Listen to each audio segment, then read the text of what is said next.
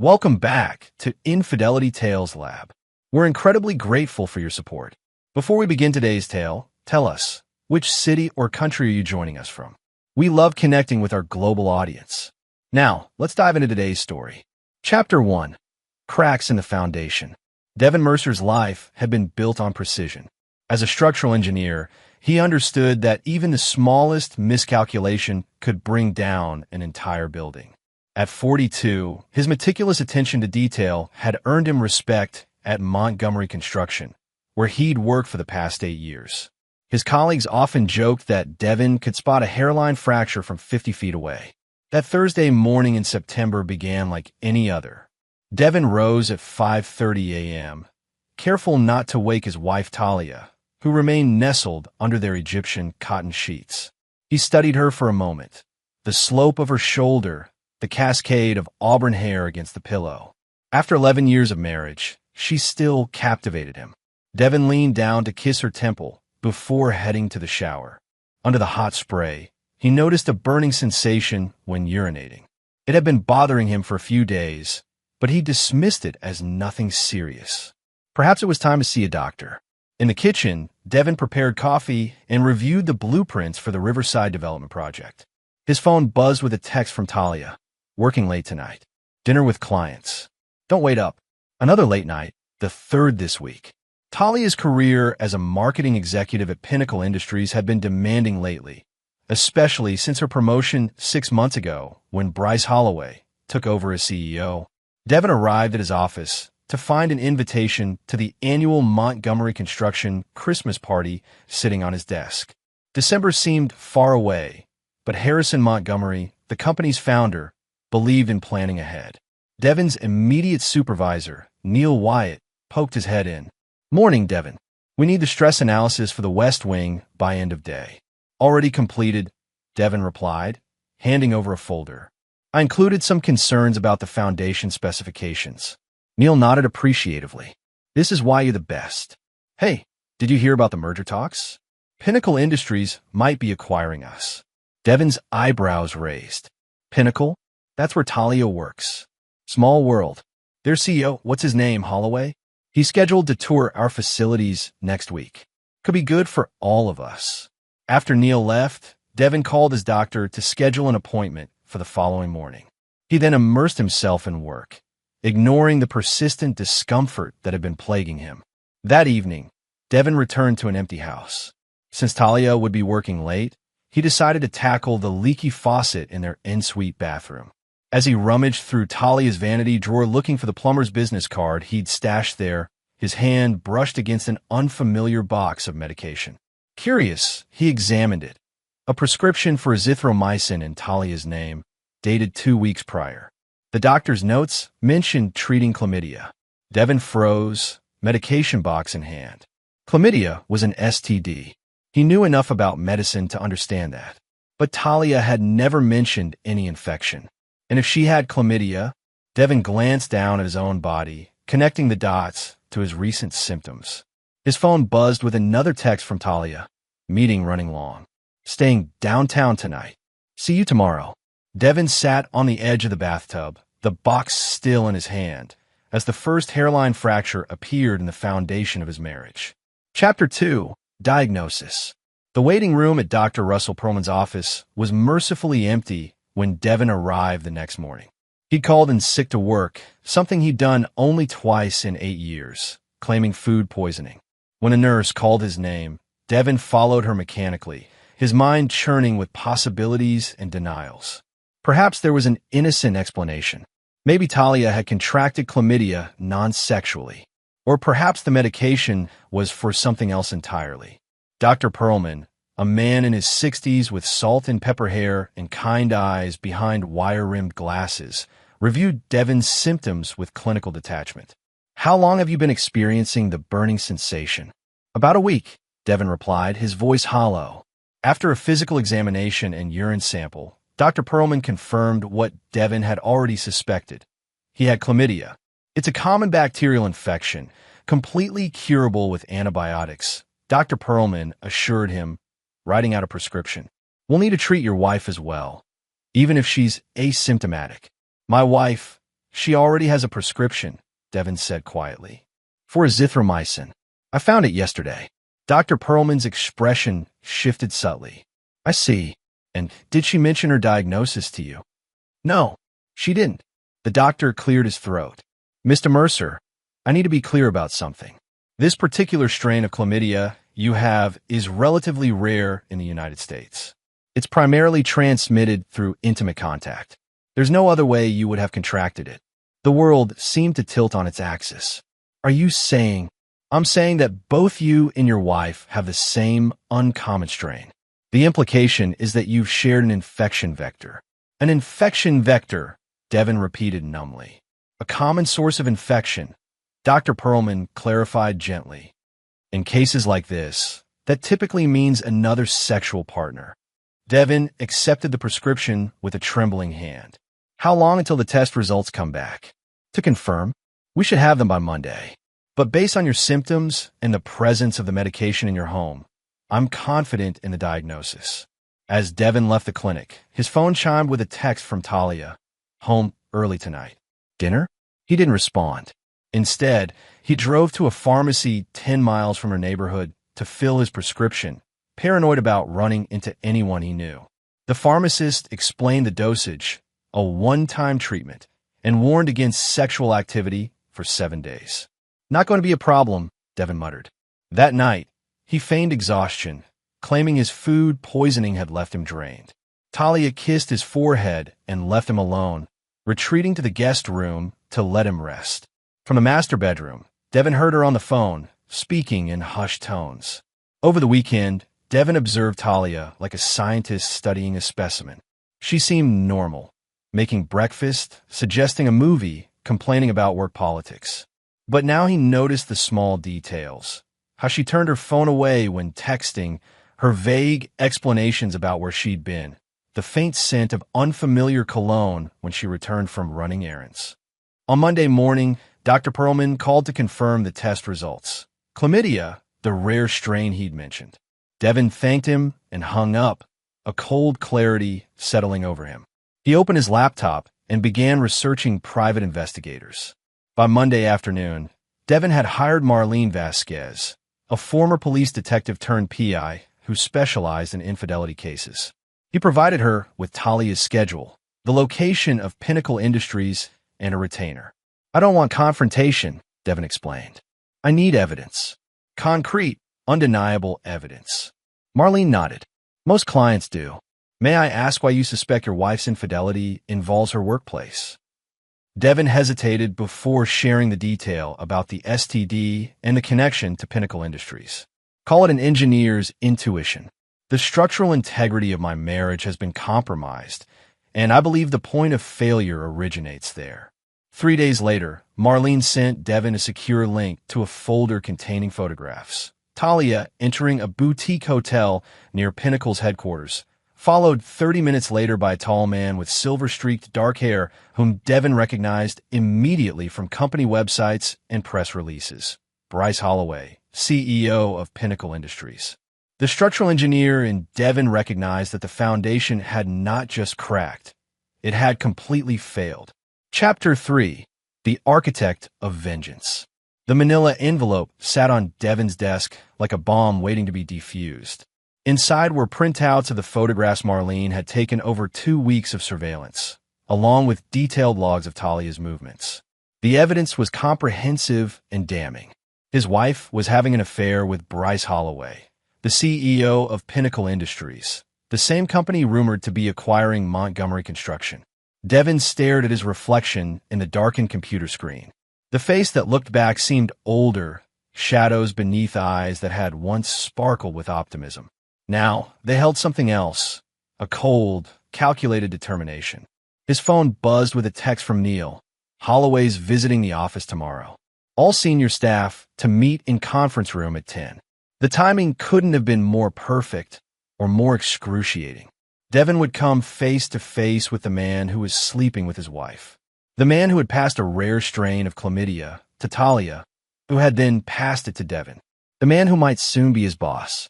That night, Devin maintained his facade of normalcy with Talia, asking about her day, sharing dinner, watching television together.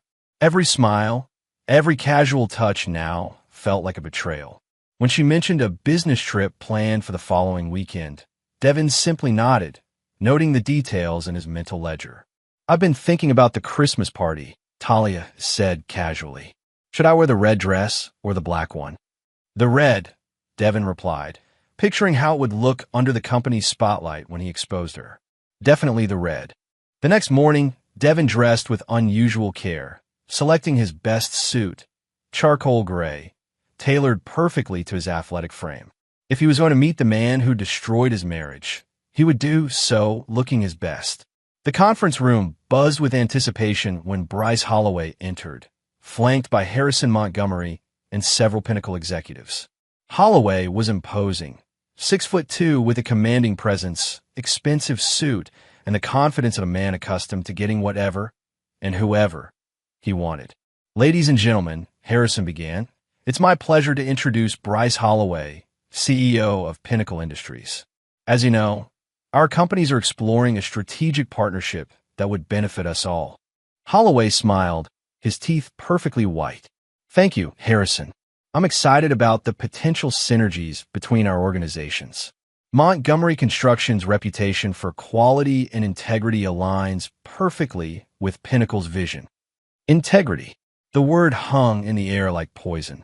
Devin studied Holloway, noting every detail. The way he dominated the room, the subtle cologne that matched the faint scent he detected on Talia, the wedding band gleaming on his left hand. When the meeting broke for informal introductions, Devin waited his turn. Holloway moved through the room with the easy charm of a practiced socialite. Finally, he reached Devin. "And you are?" Holloway extended his hand. "Devin Mercer, senior structural engineer." Devin gripped Holloway's hand firmly, the hand that had touched his wife. "Mercer?" Holloway's eyes narrowed slightly. "Any relation to Talia Mercer at our marketing division?" Devin's smile didn't reach his eyes. "My wife." A flicker of something, recognition, perhaps unease, crossed Holloway's face before his professional mask returned. "Small world. She's one of our rising stars. You must be proud." "Immensely," Devin replied, maintaining eye contact. "She's been working very closely with your team lately. Long hours. Weekends." Holloway nodded, perhaps a bit too quickly. "That's the kind of dedication we value at Pinnacle." "I'm sure," Devin said, his voice neutral. "I look forward to seeing how our companies come together." As Holloway moved on to the next employee, Devin felt a cold clarity settle over him. In that moment, the architect in him began designing something new. Not a building, but a plan for retribution so meticulous that its foundation would be unshakable. That evening, Devin created a secure digital vault where he began storing all evidence of the affair. He purchased a separate phone with a camera, installed tracking software on Talia's devices using the passwords she'd always shared with him, and set up recording equipment in his home office. He contacted Marlene again, authorizing more extensive surveillance. "I need everything," he instructed. "Hotel receipts, text messages, emails. I want to know where they meet, what they discuss, and who else knows about their relationship." "This level of surveillance isn't cheap," Marlene warned. "And some of what you're asking skirts the edge of legality." "I understand," Devin replied. "But I need to know if this affair is just about sex, or if there's something else. The timing with this corporate merger seems too convenient." Over the next few weeks, Devin became a shadow investigator of his own life. He maintained his routine, performed excellently at work, and played the role of unsuspecting husband. But beneath this facade, he was building a case that would be irrefutable. Marlene's findings revealed a pattern. Talia and Holloway had been meeting for at least 6 months, coinciding precisely with her promotion. Their affair had begun shortly after Holloway took over as CEO. They communicated through a messaging app that automatically deleted conversations and met primarily at the boutique hotel near Pinnacle's headquarters, always on Tuesdays and Thursdays. Holloway had registered under various aliases, always paying in cash, but the hotel's security cameras didn't lie. More disturbing were the fragments of business discussions Marlene managed to capture. Mentions of the Montgomery acquisition, restructuring plans, and departments that would be streamlined. Devin's name had come up once, with Holloway assuring Talia that her husband would be taken care of after the merger. The implications were clear.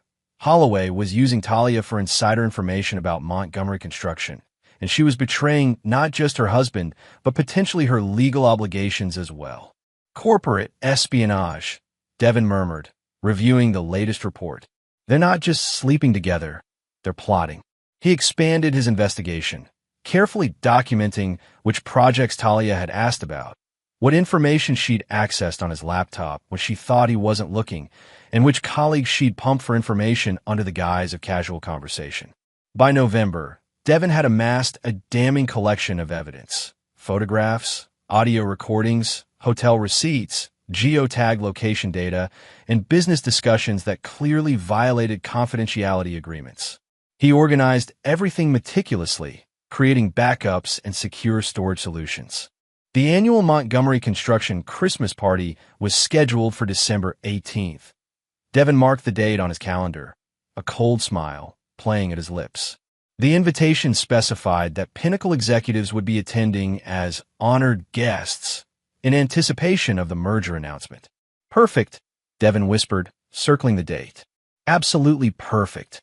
What Talia and Holloway didn't realize was that while they thought they were the architects of corporate takeover, Devin had been designing something far more elaborate, a public revelation that would bring their world crashing down.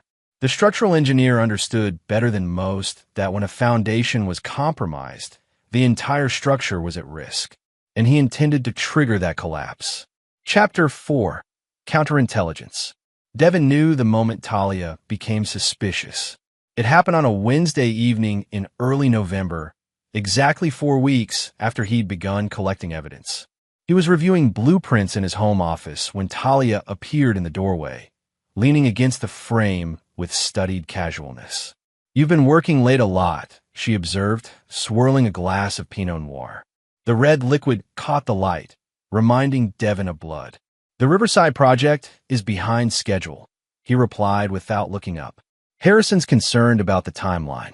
Talia moved into the room, setting her wine glass on his desk dangerously close to his laptop. "You never used to bring work home before. Things change." Devin finally met her gaze, searching for signs of guilt or fear. He found neither, just calculating assessment. She trailed her fingers along his shoulder. "You seem different lately. Distant." "Do I?" He closed the blueprint folder, casually slipping it over his real work, printouts of her text message logs. "Maybe I'm just tired. Or maybe I'm picking up on something." Her fingers stilled. "What does that mean?" "Nothing," Devin shrugged. "Just thinking out loud." The next morning, Devin discovered Talia had searched his browser history and checked his recent calls. He smiled grimly. He'd anticipated this and had been using a separate phone and a secure browser that left no traces. He called Marlene immediately. "She's getting suspicious. We need to be more careful." "Your wife accessed your private investigator account yesterday," Marlene informed him. She tried to log in, but couldn't get past the two-factor authentication. Devin's blood ran cold. "How do you know this?" "Because I set up alerts for any login attempts." "Don't worry, she didn't see anything. But she knows something's up." That evening, Talia announced she'd invited Bryce Holloway and his wife Vivian to dinner the following week. "I thought it would be good to get to know them socially," she explained with practiced innocence.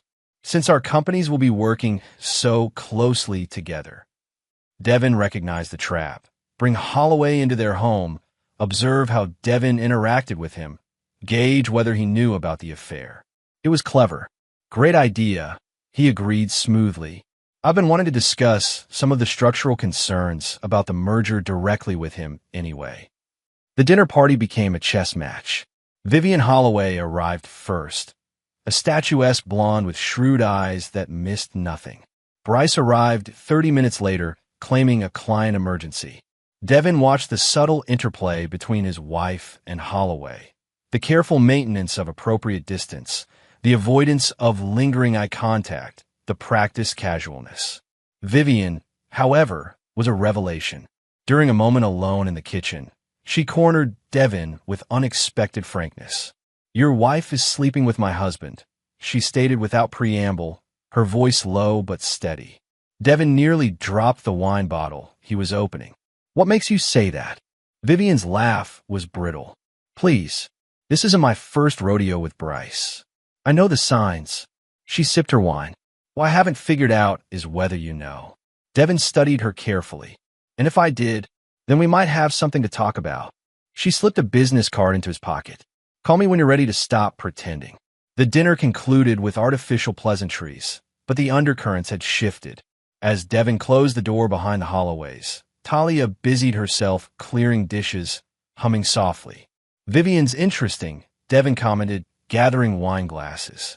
She's a cold bitch, Talia replied with unexpected venom. I don't know how Bryce stands her. Seems like you've given it some thought. Talia's hand stilled. What's that supposed to mean? Nothing, Devin said mildly. Just an observation. 2 days later, Devin met Vivian at a cafe in a neighborhood where neither Talia nor Holloway would likely spot them. She arrived precisely on time, dressed impeccably in a tailored pantsuit. I've known about Bryce's affairs for years, she explained after ordering coffee. It's part of our arrangement. I maintain social appearances. He maintains financial generosity. Occasionally, I make his life difficult when he gets too comfortable. And Talia? Affair number 4 since he took over Pinnacle, Vivian said dispassionately. Though this one's different. He's actually taking her to board meetings, introducing her to key players. That's new. Usually, he keeps his toys separate from business. Devin absorbed this, recalibrating his understanding. Why tell me? Because I don't appreciate your wife's ambition, Vivian replied coolly. The others knew their place. Talia thinks she's special. She's angling to become more than a mistress. She wants to be a power player. And that, she leaned forward, threatens my position. You want me to end their affair. I want them both to suffer appropriate consequences, Vivian corrected. And I'm willing to help make that happen. Devin considered her offer. What do you have in mind? Vivian's smile was razor sharp. Information. Access. Alibis if you need them. I know every skeleton in Bryce's closet, including some that would interest the SEC. Why not use it yourself? Our prenup has a mutual destruction clause. If I directly harm his reputation, I lose everything. But if someone else were to, say, expose certain facts at a public event, she shrugged elegantly. I'm just an innocent bystander. Devin nodded slowly. I'm planning something for the Christmas party. Excellent venue. I can ensure certain board members attend. As Devin left the cafe, he felt the plans shifting, expanding to accommodate this unexpected ally. Vivian Holloway might be cold and calculating, but her resources could prove invaluable. Meanwhile, Talia intensified her counterintelligence. She began checking his phone when she thought he was sleeping, installed a tracking app on his primary device, which he allowed to show only his legitimate movements, and suggested they see a marriage counselor, a transparent attempt to gauge his emotional state.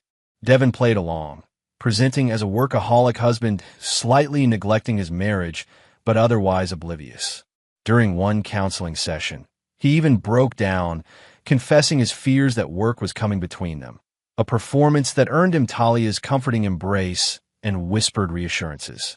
Behind the scenes, his evidence collection accelerated. Vivian provided access to Holloway's private calendar and copies of emails between Holloway and Talia that discussed not just their affair, but their plans for the restructuring of Montgomery Construction post-merger. Plans that included terminating several longtime employees, including Neil Wyatt, Devin's supervisor and friend. They're planning to gut the company, Devin realized, reviewing the documents. This isn't a merger. It's a hostile takeover disguised as a partnership. The stakes had risen. This wasn't just about personal betrayal anymore. It was about the livelihoods of colleagues who had become like family. The Christmas party revelation would need to expose both the affair and the corporate deception simultaneously. Devin expanded his team, cautiously bringing Neil into his confidence. I need to know if this is true, he said, showing Neil redacted versions of the restructuring plans that concealed their source. Neil's face paled as he read. Where did you get this? Does it matter if it's accurate? Neil studied the documents again. If this is real, they're planning to strip our company for parts. The merger announcement is just theater. I need your help, Devin said quietly. but it will require absolute discretion. Neil's eyes hardened. Tell me what you need. With Neil's assistance, Devin gained access to internal communications about the merger and confirmation that Harrison Montgomery had not been fully informed about Pinnacle's post-merger plans. The elderly founder believed the partnership would preserve his company's legacy, not dismantle it. By early December, Devin had constructed a comprehensive narrative supported by incontrovertible evidence. Holloway was sleeping with Talia, using her for inside information about Montgomery construction, planning mass layoffs immediately after the merger, and potentially violating securities laws through undisclosed conflicts of interest. The Christmas party was 2 weeks away. Devin confirmed with Neil that a projector and screen would be set up for Harrison's traditional year-end presentation.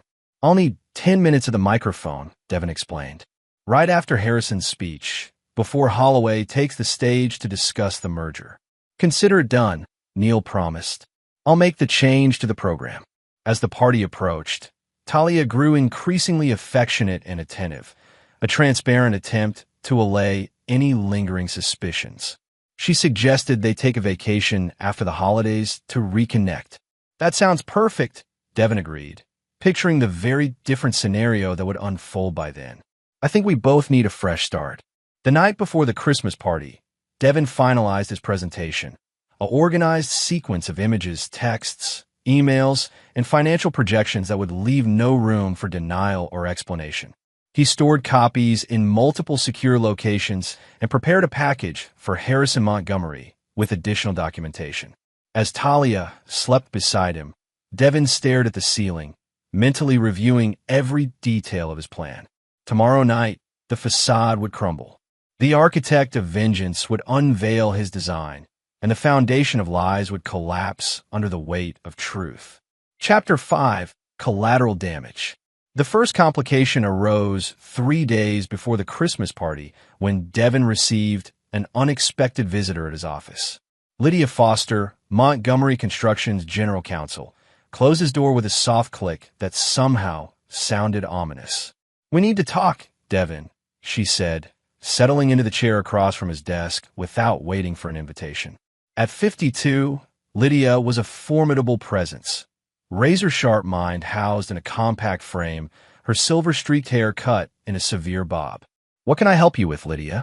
Devin kept his voice casual, though his pulse quickened. She placed a folder on his desk. "You've been accessing company servers outside your clearance level. Care to explain?" Devin maintained a neutral expression. "I've been researching the structural implications of the merger. Some of that required looking at company-wide projections. With Neil Wyatt's login credentials?" A cold sensation settled in Devin's stomach. He hadn't been careful enough. "Neil and I have been collaborating." "On what exactly?" "Due diligence," Devin replied carefully. Something felt off about Pinnacle's proposals for our Riverside development project. The specifications they're suggesting would compromise structural integrity. Lydia's eyes narrowed. "And that required accessing confidential merger documents?" "It led me there, yes." Devin leaned forward. "Lydia, how long have we known each other?" 8 years, she replied without hesitation. "Have I ever given you reason to doubt my commitment to this company?" Lydia sighed, her professional veneer softening slightly. "No, which is why I'm here personally instead of with security. But whatever you're doing, Devin, it needs to stop. Unauthorized access to confidential documents could not only get you fired, but potentially lead to criminal charges. What if those documents revealed something that could harm Montgomery Construction?" Devin countered. "Wouldn't you want to know?" A flicker of interest crossed Lydia's face. "What kind of something?" Devin made a split-second decision. The merger isn't what Harrison thinks it is. Pinnacle plans to dismantle our company post-acquisition. They're already drafting termination notices. Lydia's expression remained professionally neutral, but Devin caught the slight tightening around her eyes. "That's a serious allegation. Do you have proof?" "Substantial proof, but I can't share my sources." "This wouldn't have anything to do with your wife's position at Pinnacle, would it?" The question caught Devin off guard. "What do you mean?" "Please," Lydia snorted. "This company runs on information. I know Talia works directly with Bryce Holloway. If she's feeding you insider information, that creates legal complications for everyone involved. Devin chose his next words carefully. My investigation has nothing to do with Talia sharing information with me. Quite the opposite, in fact. Understanding dawned in Lydia's eyes. I see. She tapped her fingers on the folder. The Christmas party is in 3 days. Harrison is planning to announce the merger formally. I know. If you have evidence that this merger would damage the company, I have a fiduciary duty to review it before that announcement. Devin considered his options. Lydia was right. If he truly cared about protecting Montgomery Construction, he needed to give her a chance to act through proper channels. But revealing everything now might derail his public exposure of Talia and Holloway. I'll have a package delivered to your office by the end of day, he decided.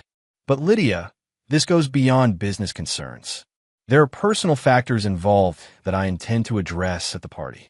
Lydia studied him for a long moment. Be careful, Devin. Whatever you're planning, remember that emotional decisions rarely yield optimal outcomes. After she left, Devin called Neil immediately.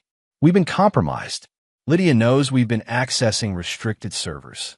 Shit, Neil cursed. How bad? Manageable for now. I'm giving her some of the merger documents, but nothing about the affair or my plans for the party. Can we trust her?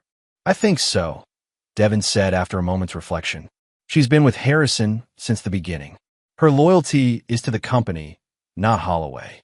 That evening, Devin prepared a carefully curated selection of documents for Lydia, enough to raise serious concerns about the merger, but withholding the evidence about Talia and Holloway's relationship.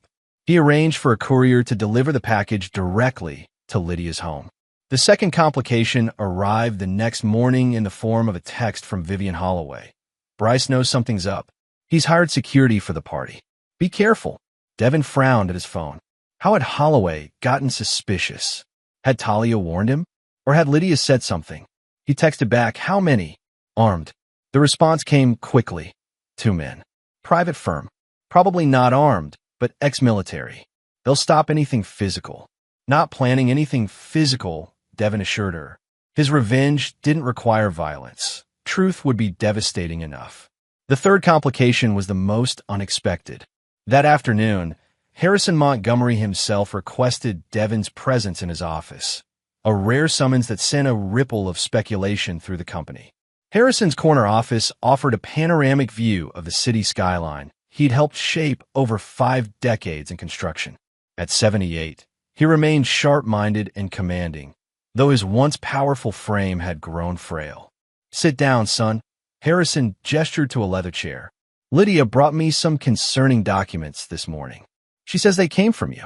Devin nodded. Yes, sir. These projections about post-merger layoffs, you're certain they're accurate? They came directly from Pinnacle's internal planning documents. Harrison's bushy eyebrows drew together. And how did you obtain them? I can't reveal my source, Mr. Montgomery, but I can assure you they're authentic. The old man sighed heavily. I've known Bryce Holloway for 20 years. His father and I were friends. I find it hard to believe he would deceive me this way. People change, sir, especially when money and power are involved. Harrison studied Devin carefully. Lydia seems to think there's more to this situation than you're sharing. Something personal. Devin maintained a neutral expression. My only concern is protecting this company and its employees. Harrison didn't sound convinced. The Christmas party is tomorrow night. I'm scheduled to announce the merger. If what you've shown me is true, I'll need to reconsider. That would be wise, sir. However, Harrison continued, I won't make that decision based solely on these documents. I've called an emergency board meeting for tomorrow morning. Holloway will be there. I expect you to present your concerns directly. Devin felt a chill run through him. This wasn't part of his plan. Facing Holloway in a board meeting meant revealing at least some of his evidence before the party. It would give Holloway time to prepare counterarguments, perhaps even cancel his attendance at the event. With all due respect, Mr. Montgomery, I believe the full scope of this situation will be clearer at the Christmas party. I've prepared a comprehensive presentation that addresses both the business concerns and other relevant factors. Harrison's eyes narrowed. What other factors? Devin took a calculated risk. Sir, Are you aware that Bryce Holloway has been having an affair with my wife for the past 6 months? An affair that began precisely when merger discussions started? The color drained from Harrison's face. Good God, man. Are you certain? Beyond any doubt. I have photographic evidence, hotel receipts, text messages. Their relationship isn't just personal. It's directly connected to the merger. He's been using her to gather inside information about Montgomery Construction. Harrison sat back, visibly shaken. And you were planning to reveal this at our company Christmas party? It's the only venue where all stakeholders will be present. Board members, employees, Pinnacle executives. The truth needs to be heard by everyone simultaneously. That's not how we handle things at Montgomery Construction, Harrison said firmly. We don't air private matters in public, no matter how justified the grievance. With respect, sir, this isn't just a private matter. It's corporate espionage wrapped in a personal betrayal. Your employees deserve to know who they're about to work for. Harrison was silent for a long moment. The board meeting will proceed as scheduled. You'll present the business concerns only, nothing about personal relationships. After that, I'll make my decision about the merger announcement. And if you decide to cancel the announcement, then there will be no need for your presentation at the party. Devin felt his carefully constructed plan crumbling. Mr. Montgomery, that's my final word on the matter, Devin. I understand you're hurt and angry, but I built this company on integrity, not public spectacle. After leaving Harrison's office, Devin sat in his car in the parking garage, hands gripping the steering wheel as he processed this setback. If Harrison canceled the merger announcement, the Christmas party would become a standard corporate celebration. His moment of public revelation would be lost. He called Vivian. We have a problem. Harrison's called a board meeting tomorrow morning. He might cancel the merger announcement. That complicates things, she agreed. But it doesn't change the fact that Bryce and your wife deserve to be exposed. If the party doesn't include the merger announcement, half the impact will be lost. The board members might not even attend. Then we need to ensure the merger announcement proceeds as planned, Vivian said simply. How? If I show the business documents to the board, they'll vote to cancel. Then don't show them everything. Create doubt, but not certainty. Make them delay the final decision until after the holidays, but allow the preliminary announcement to proceed. Devin considered this approach. That could work, but it means Holloway will still be at the party, still planning to take the stage. Exactly where you want him, Vivian reminded him.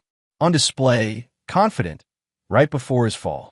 That night, Devin modified his board presentation, carefully calibrating it to raise concerns without providing definitive proof of Pinnacle's post-merger plans. He also prepared a separate package for Harrison, the full evidence of both the business deception and the affair to be delivered after the Christmas party. When Talia returned home, she was unusually subdued. Everything okay? Devin asked, maintaining his facade of ignorance. Just work stress, she replied, avoiding his eyes. The merger announcement has everyone on edge. I can imagine. Big changes ahead for all of us. She studied him carefully. Devin, if things change after the merger, you know we'll be okay, right? Even if your position at Montgomery is affected.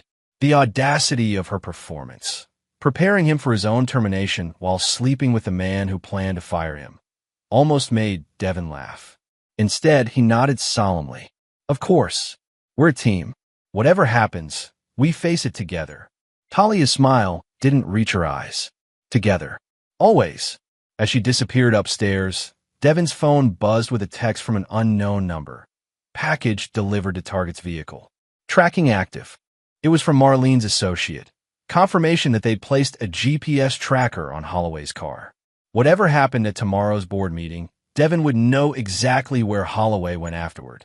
The board meeting the next morning was tense, but ultimately played out as Devin had hoped. He presented enough evidence to create serious concerns about Pinnacle's intentions, but withheld the most damning documents. The board decided to proceed with the preliminary merger announcement at the Christmas party, but delayed the binding vote until January, giving them time for additional due diligence. Holloway left the meeting visibly agitated, immediately making a phone call as he strode to his car. The GPS tracker showed him driving not to Pinnacle's offices, but to a residential address in an upscale neighborhood, Devin and Talia's home. Devin's hands clenched into fists as he realized Holloway was meeting with Talia while Devin was still at the office. He called Marlene. "I need audio from my house. Now." "The equipment's in place," she confirmed. "Accessing now." Minutes later, Marlene sent a secure audio file. Devin listened with cold fury as Holloway and Talia discussed the board meeting. "Someone's feeding them information." Holloway's voice was tight with anger. "The board is getting cold feet about the merger." "It's not from me," Talia insisted. "Devin doesn't suspect anything. He's been completely normal, distracted with work, if anything." "Are you certain?" "Because someone accessed those planning documents, and the leak had to come from somewhere." "Maybe it's someone at Pinnacle," Talia suggested. "Not everyone there is loyal to you." "Check his devices again," Holloway ordered. "Look for anything unusual. And make sure he goes to that party tonight. We need everyone thinking this merger is proceeding smoothly." "I will," Talia promised. "Don't worry about Devin. I can handle him." After they finished discussing business, the audio captured sounds that made Devin's stomach turn, his wife and Holloway, intimate in his own home. He disconnected the feed, a new layer of rage fueling his determination. The Christmas party would proceed as planned. The merger would be announced. And then Devin would unleash truth like a wrecking ball against a condemned structure. Chapter 6. The Final Preparations. The Montgomery Construction Christmas Party was held annually at the Grand Meridian Hotel, a glittering tower of glass and steel that Devin's team had helped renovate 5 years earlier. As he adjusted his tie in the hotel lobby's restroom mirror, Devin reflected on the symbolism.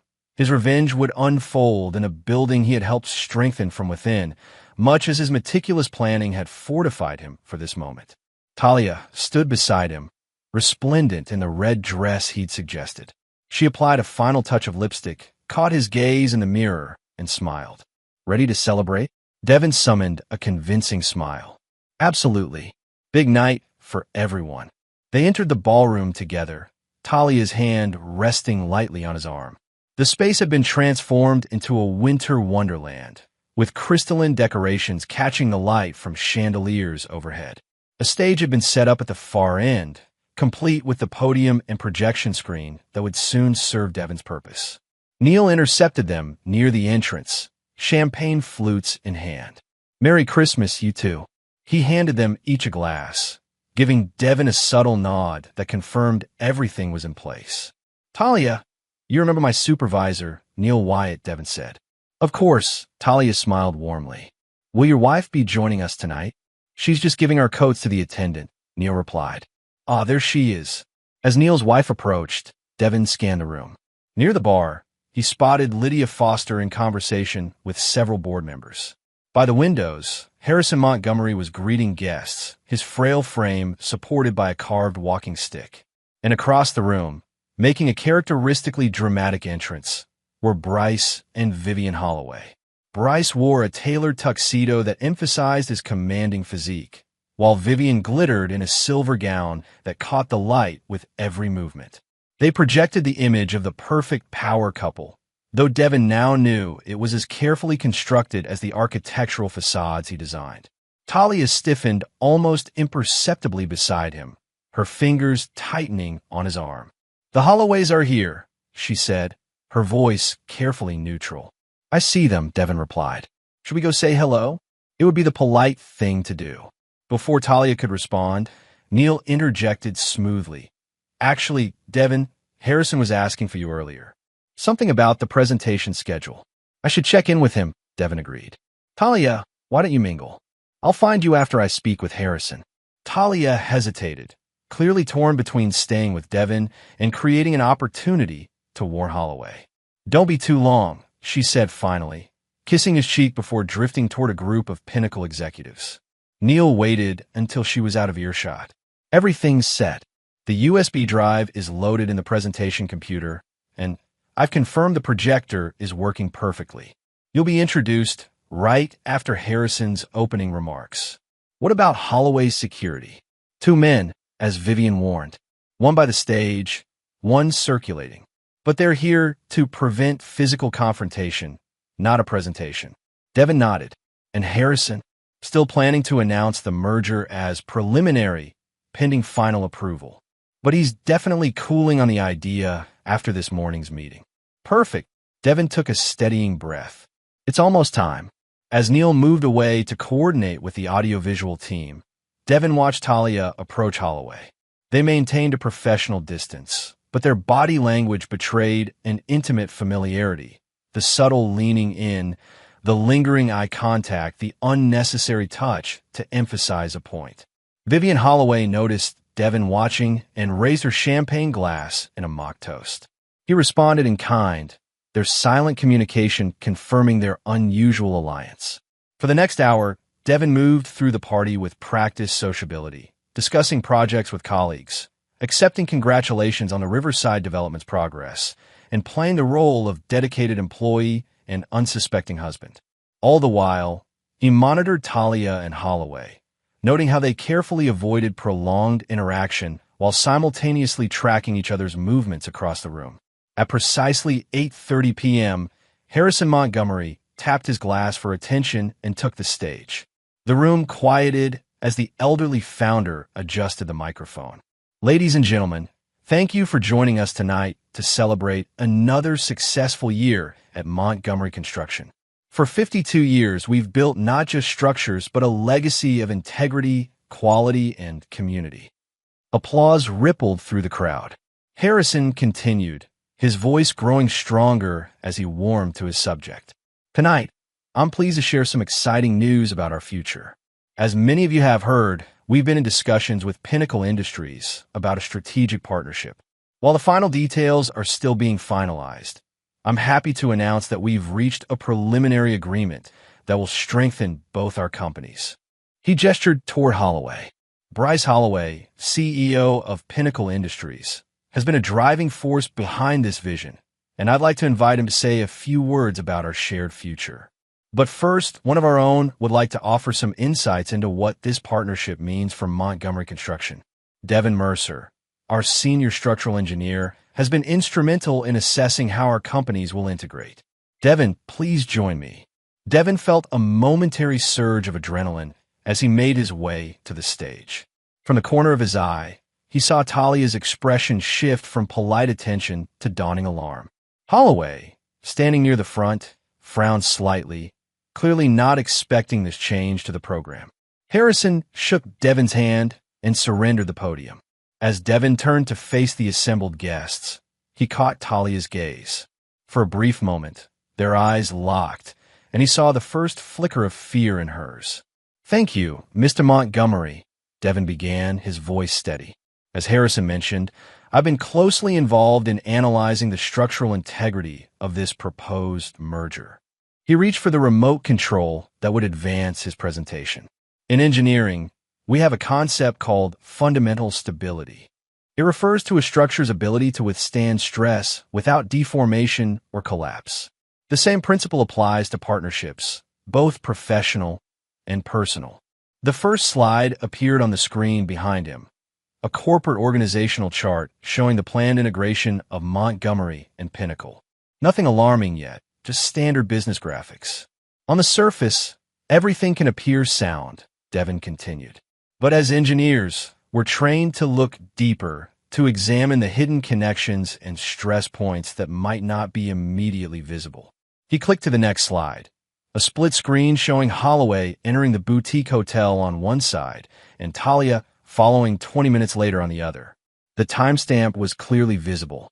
A murmur ran through the crowd.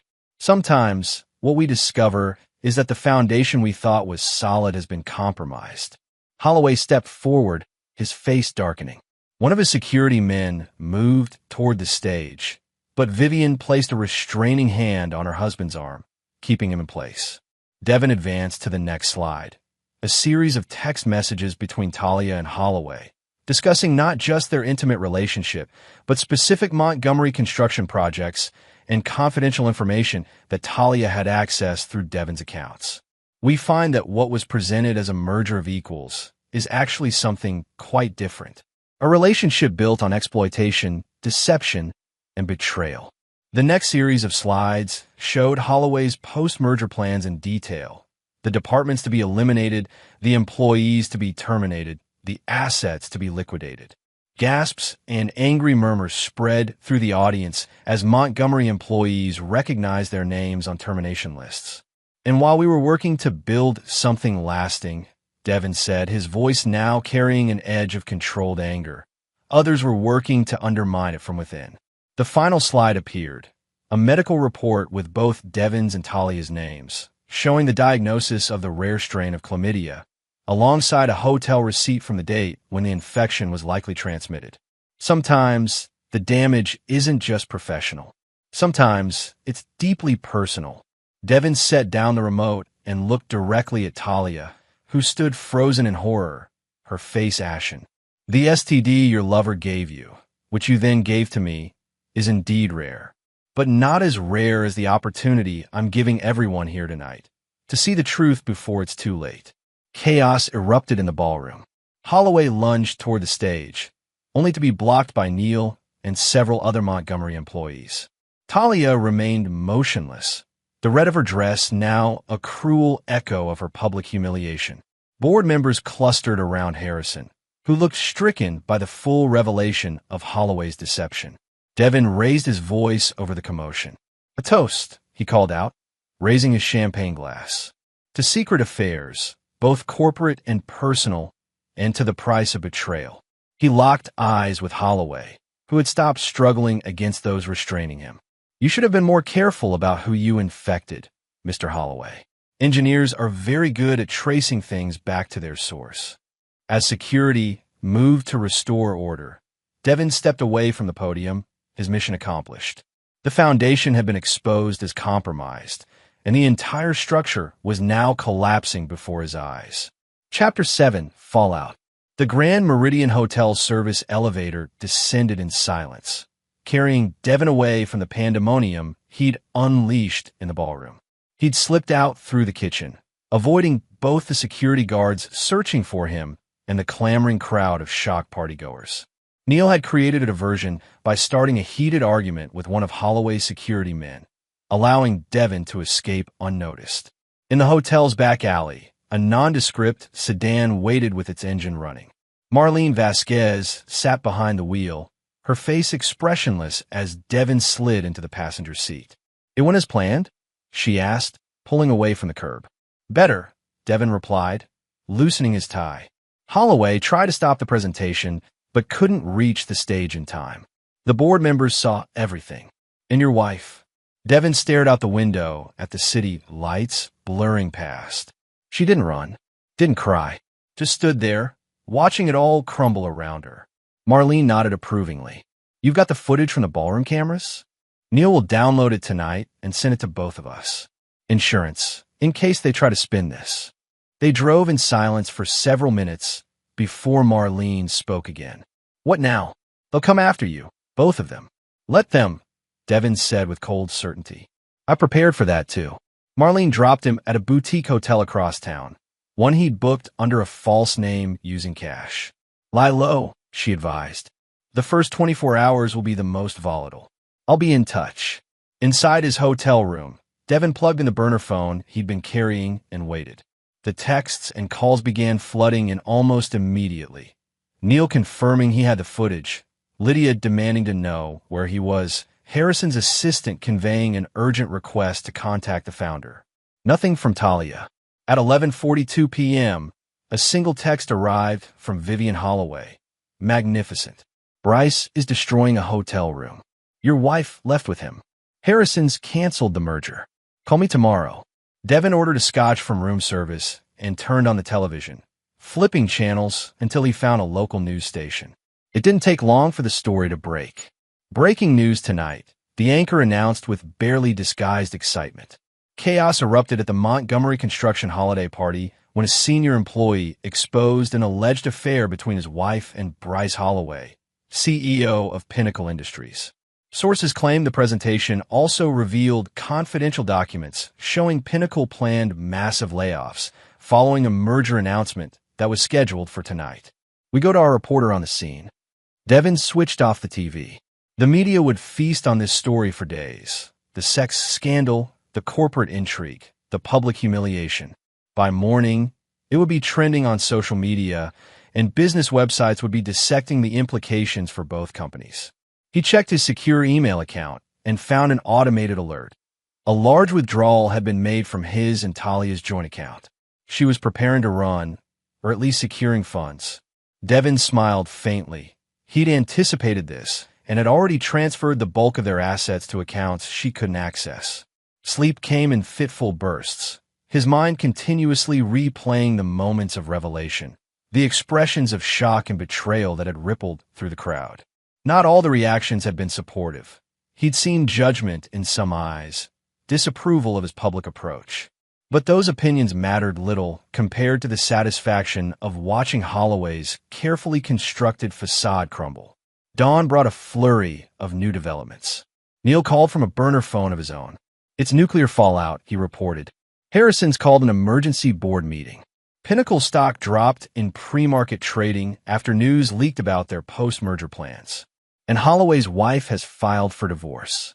"That was fast," Devin remarked, though not entirely surprised. Vivian had clearly been prepared to move quickly. "There's more," Neil continued.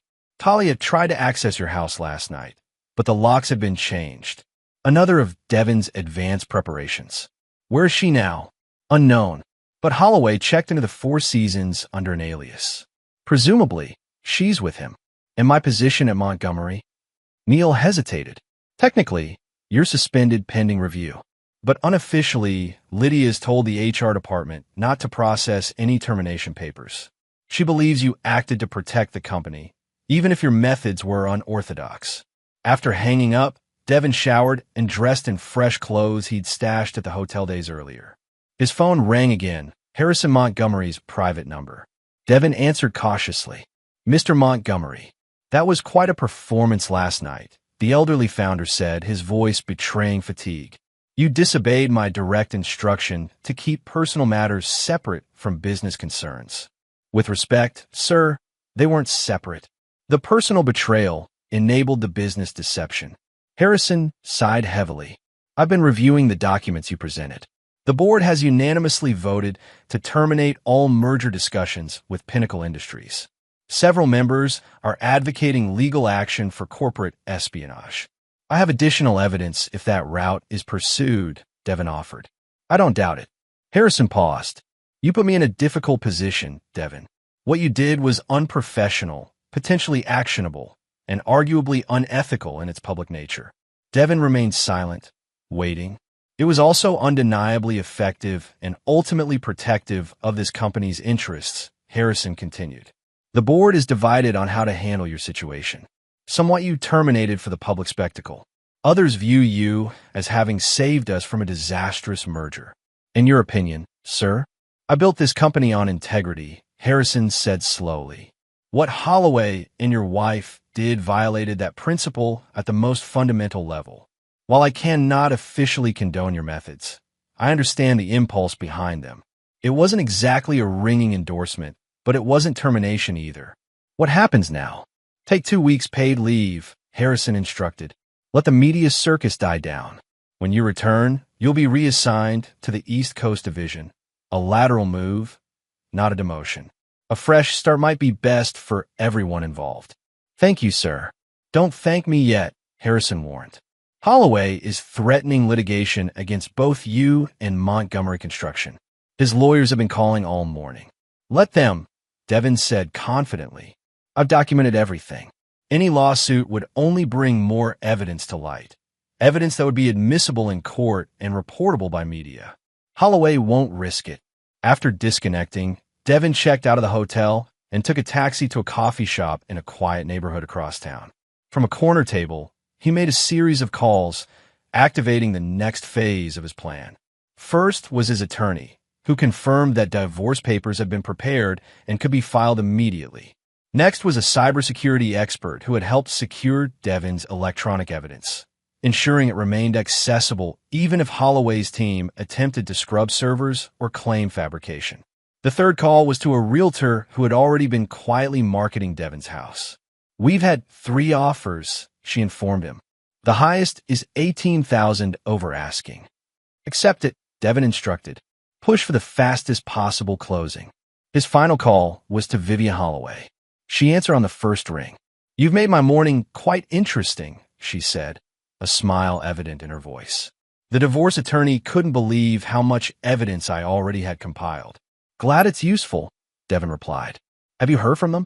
Bryce called to threaten me about an hour ago, Vivian said dismissively. Something about violating our prenup by cooperating with you.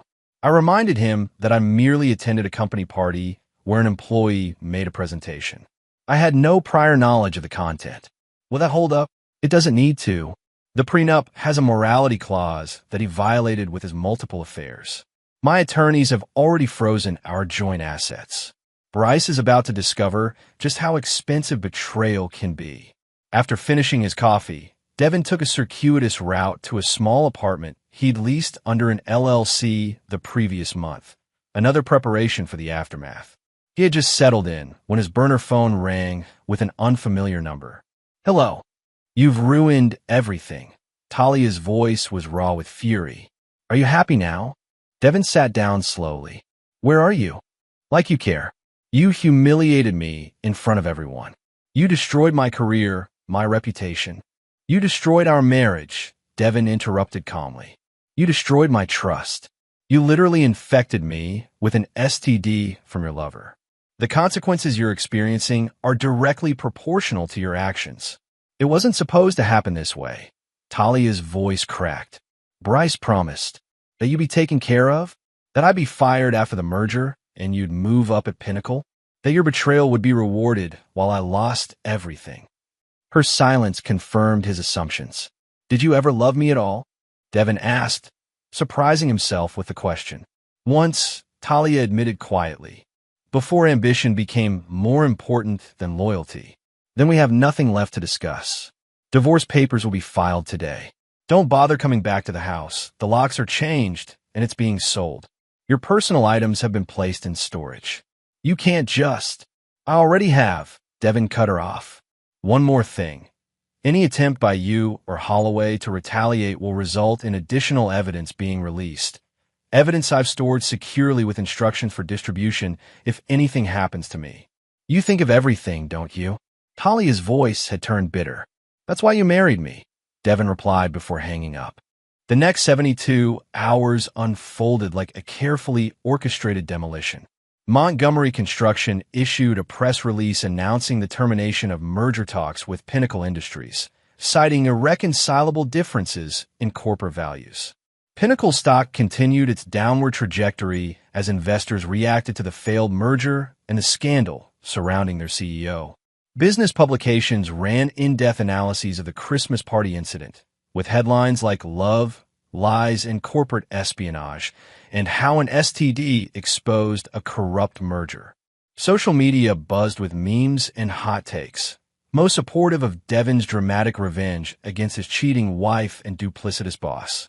Holloway issued a statement through Pinnacle's PR department, characterizing the presentation as a disgruntled employee's personal vendetta filled with misrepresentations and out-of-context communications. The statement conspicuously avoided directly denying the affair. On the fourth day, Pinnacle's board of directors announced Holloway's temporary leave of absence, a corporate euphemism that typically preceded termination. By the end of the week, Talia had been escorted from Pinnacle's offices, her employment terminated for violations of confidentiality agreements. Devin watched it all unfold from his anonymous apartment, occasionally providing Neil or Lydia with additional evidence to counter false narratives or legal threats. The story eventually began to fade from headlines, replaced by newer scandals and crises. 3 weeks after the Christmas party, Devin returned to Montgomery Construction, reporting to his new position at the East Coast Division. As Harrison had suggested, the change of scenery offered a fresh start.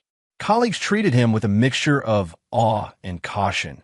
The man who had brought down a CEO and exposed corporate deception through a Christmas party presentation had become something of a legend. The divorce proceeded without contest, Talia agreeing to Devin's terms rather than risking further exposure in court. The house sold quickly, providing Devin with capital to purchase a new home in his new city.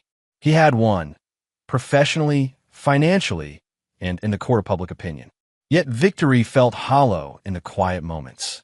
In engineering terms, he had successfully demolished a compromise structure, but he had not yet begun to rebuild. Chapter 8. Reconstruction. Spring arrived with a metaphorical appropriateness that wasn't lost on Devin.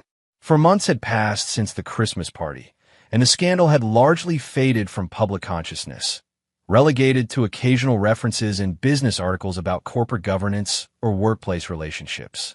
His life had acquired a new rhythm in Philadelphia, where the East Coast division of Montgomery Construction was headquartered. His new apartment overlooked Rittenhouse Square, offering a view of trees budding with fresh leaves and people emerging from winter hibernation to enjoy the warming weather. Devin stood at the window, coffee in hand, watching a young couple walk hand in hand through the park, their easy intimacy a reminder of what he had lost, or perhaps more accurately, what had been taken from him. The divorce had been finalized 2 weeks earlier, the legal proceedings swift and clinical.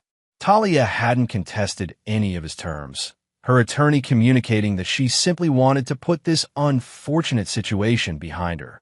According to Neil, who still fed Devin occasional updates, she had relocated to Phoenix and taken a position with a small marketing firm, a significant step down from her executive role at Pinnacle.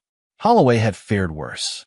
After his temporary leave became permanent termination, Pinnacle's board had filed suit against him for breach of fiduciary duty, using much of the evidence Devin had presented at the Christmas party. Shareholders had initiated a separate class action lawsuit alleging securities fraud related to the misrepresented merger.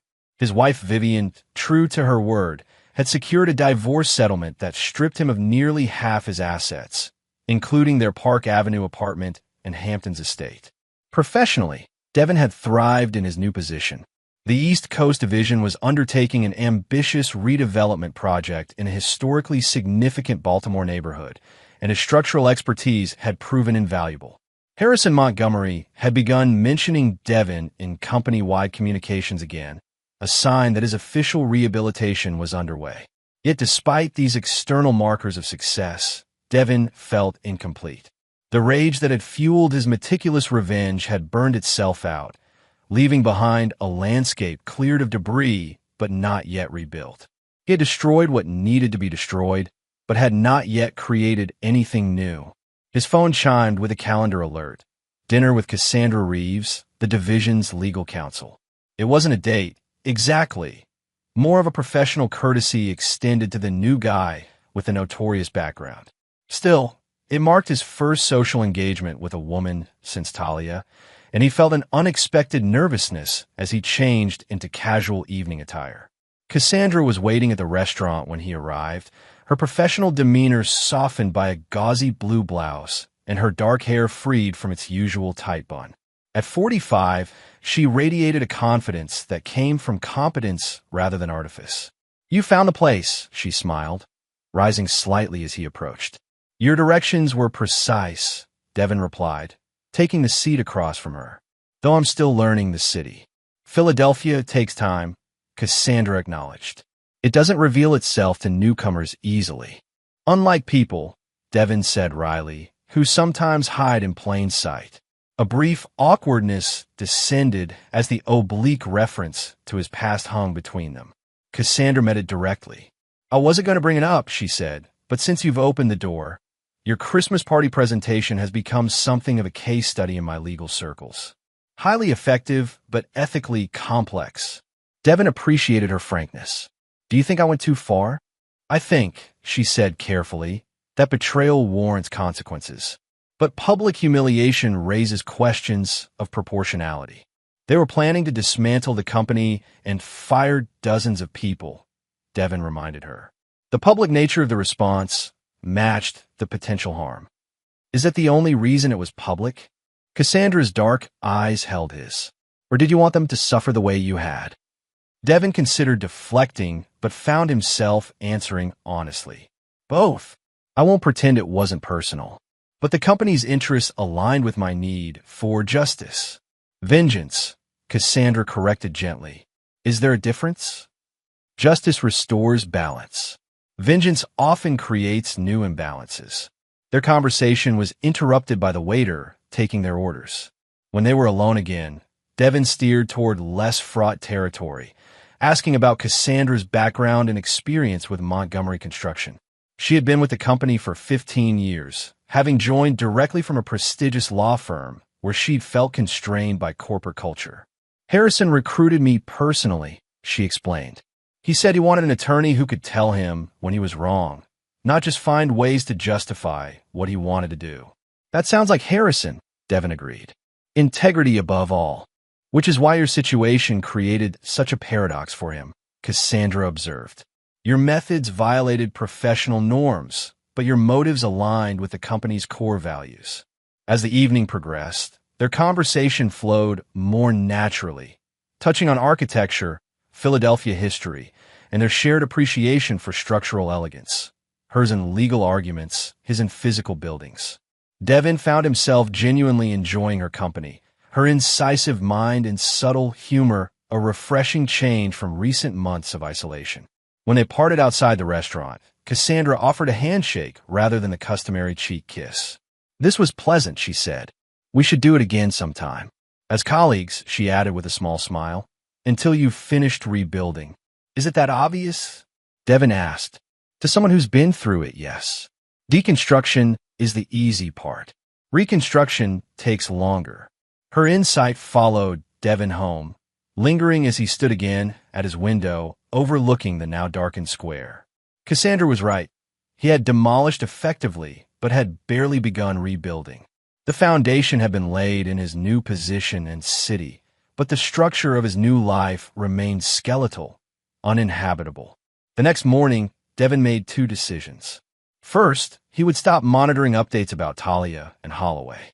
Their continued downfall no longer provided satisfaction, only a diminishing echo of his anger. Second, he would find something to build outside of work, a community connection, a creative pursuit, something generative rather than destructive. He began with small steps. He joined a neighborhood association focused on historic preservation, where his engineering expertise proved valuable in efforts to save architecturally significant buildings from demolition. He started taking weekend photography classes, finding unexpected pleasure in capturing structural details often overlooked by casual observers. 6 weeks after their dinner, Devin invited Cassandra to review photographs he'd taken of potentially compromised historic buildings in the Fishtown district. Their professional collaboration evolved gradually into friendship, her measured perspective helping him process his experience in ways therapy never had. You know what still bothers me? Devin admitted during one of their now regular dinners. Not that Talia cheated, but that I never saw it coming. I'm trained to spot structural weaknesses, yet I miss them in my own marriage. Different expertise, Cassandra replied. Engineers look for physical signs of stress. Relationships require emotional literacy. I thought I had that too. Perhaps you did, but love creates blind spots.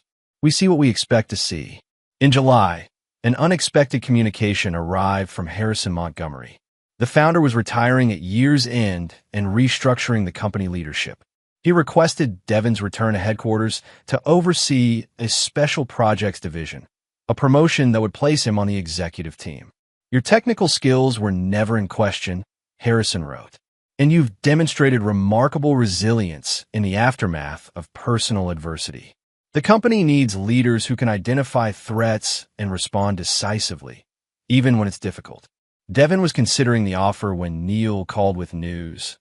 Pinnacle Industries was being acquired by a larger conglomerate following months of financial struggles precipitated by the failed merger and subsequent scandals. Holloway's replacement couldn't stabilize things, Neil explained. The stock never recovered. The board finally surrendered to a takeover offer. And Holloway himself? Working for a small development firm in Chicago. Massive step down. Word is he's drinking heavily and alienating what few business connections survived the scandal. Devin felt a curious emptiness where satisfaction should have been. And Montgomery Construction? Thriving. Harrison credits you with saving the company from a disastrous merger. That's not public, of course, but internally, your stock has risen considerably. After hanging up, Devin walked to Rittenhouse Square and sat watching children play by the fountain. Their unburdened laughter struck him as miraculous. The human capacity for joy despite a world full of betrayal and disappointment. That evening, he called Cassandra. Harrison's offered me a position back at headquarters. Special Projects Division. Are you going to take it? I'm not sure, Devin admitted. Philadelphia has been good for me. Going back feels like revisiting the past. Or building on it, Cassandra suggested. The company's not the same, and neither are you. Would you still be my legal counsel if I accepted? The question revealed more than he'd intended. No, she replied softly. I'd be your colleague on the East Coast, hoping your reconstruction continues successfully wherever you are. Devin recognized the gentle boundary she was establishing. Their friendship had value, but she wouldn't be part of his decision calculus. He respected her clarity. After a week of deliberation, Devin accepted Harrison's offer with one condition. He would split his time between headquarters and the East Coast Division, maintaining connections to both. Harrison agreed immediately, recognizing the strategic advantages of Devin's continued involvement with the Baltimore project. As summer transitioned to fall, Devin found himself traveling regularly between his new life in Philadelphia and his former home city. The landscape of his past had changed. Montgomery Construction had moved to new headquarters, his former house belonged to a young family, and even his favorite coffee shop had been replaced by a boutique selling artisanal candles. During one such visit, Devin encountered Lydia Foster at a downtown restaurant. She waved him over to her table where she was dining alone, reviewing documents between courses. The prodigal engineer returns, she said with a wry smile. How's the Special Projects Division? Challenging in the right ways, Devin replied, sliding into the chair opposite her. Thanks for your support during everything. Lydia set aside her papers. I believe in protecting the company's interests. Our interests aligned. That's what I told Cassandra Reeves, Devin nodded. She suggested my motivations were more vengeful than protective. They could be both, Lydia said pragmatically. Vengeance and justice aren't always mutually exclusive, but they have different half-lives. Justice sustains, vengeance depletes. You sound like a philosopher, not a corporate attorney. 30 years in business teaches you about human nature. Speaking of which, Lydia's expression turned serious. I should tell you that Talia applied for a position with one of our marketing contractors last month. Devin felt an unexpected twinge. Here, in this city? Yes. The contractor asked me about her, given her previous connection to Montgomery. What did you tell them? The truth, Lydia said simply. That she had violated confidentiality agreements and engaged in conflicts of interest. They didn't hire her. Devin absorbed this information silently. Once, he would have felt vindicated. Now, he felt only a dull recognition that actions continued to have consequences long after the initial impact. If you'd recommended her, I wouldn't have objected, he said finally. Lydia's eyebrows rose. Really? That's evolutionary. I'm trying to rebuild, not just survive the demolition. Good, Lydia nodded approvingly. Though for the record, I wouldn't have recommended her regardless. Business is business. That night in his hotel room, Devin reflected on how different his reaction had been from what he might have expected months ago. The need to see Talia continue suffering had diminished, replaced by a measured detachment. Not forgiveness, exactly, but a loosening of anger's grip. The next morning, as Devin packed to return to Philadelphia, his phone rang with a number he didn't recognize. Devin Mercer, he answered. It's Vivian Holloway, the familiar voice replied. I thought you should know that Bryce had a heart attack yesterday. He's in intensive care. Devin sat on the edge of the hotel bed. I'm sorry to hear that. How serious? Serious enough. The doctors say stress, alcohol, and poor lifestyle choices caught up with him. Her tone remained matter of fact. I'm not calling for sympathy. I thought you should know because if he doesn't survive, certain protections might expire. Devin understood her meaning immediately. Both of them had maintained leverage through evidence that could cause further damage if either Holloway or Talia attempted retaliation. Holloway's death would change that calculus. I appreciate the heads up, Devin said. Have you heard from Talia? She's at the hospital, Vivian confirmed, playing the devoted mistress, though I suspect it's financial desperation more than affection. She seems to think there might be something for her in his will. Is there? No, Vivian said with cold certainty. I made sure of that during the divorce. Whatever he has left goes to our children. After disconnecting, Devin sat motionless, processing this development. Holloway fighting for his life, Talia at his bedside, hoping for financial salvation. It was the culmination of consequences set in motion by their own choices, accelerated but not caused by his Christmas party revelation. He called Cassandra, needing her balanced perspective. Holloway's had a heart attack. He might not survive. How do you feel about that? She asked after a moment's silence. I'm not sure, Devin admitted. Not jubilant, not devastated, just aware that everything has a logical conclusion. The engineer's view of mortality, Cassandra observed. Structural failure as the inevitable end of accumulated stress. Something like that. If he survives, she said carefully, have you considered that this might be the moment to truly complete your reconstruction? Not with forgiveness, that's not required, but with a final release. Devin understood what she was suggesting. Let go of the remaining leverage, the insurance policy of damaging information. Yes, not for their benefit, but for yours. The question lingered with Devin on his flight back to Philadelphia. What would it mean to fully release his grip on the past? The evidence he'd collected had served its purpose, preventing retaliation, ensuring consequences, protecting his future. But maintaining it, checking periodically that his digital safeguards remained in place, required a continued investment in events he claimed to have moved beyond. Holloway survived the heart attack, though doctors warned that his long-term prognosis depended on significant lifestyle changes. Devin learned this through a brief update from Vivian, who had maintained a distant but pragmatic connection with him since their unusual alliance. 3 days later, Devin made his decision. He systematically dismantled the elaborate security system protecting his evidence archive. He didn't delete the files. An engineer never discards information that might be structurally relevant, but he removed the automated protocols that would have distributed damaging materials if anything happened to him. It wasn't forgiveness. It was completion. The controlled demolition had served its purpose. The new structure no longer required the old support systems. That evening, he called Cassandra. You were right about letting go. I've dismantled the fail-safes. Good, she said simply. How does it feel? Like setting down a heavy weight I'd gotten so used to carrying I'd forgotten it was there. That's reconstruction, Cassandra affirmed. Not returning to what was before, but building something new that can stand on its own. When Devin returned to headquarters the following week, Harrison Montgomery invited him to lunch in his private dining room. The elderly founder looked frielier than ever, but his mind remained sharp. I wanted to see you before the retirement announcement goes public, Harrison explained. To tell you personally that you're being considered for the executive leadership team. Devin was genuinely surprised.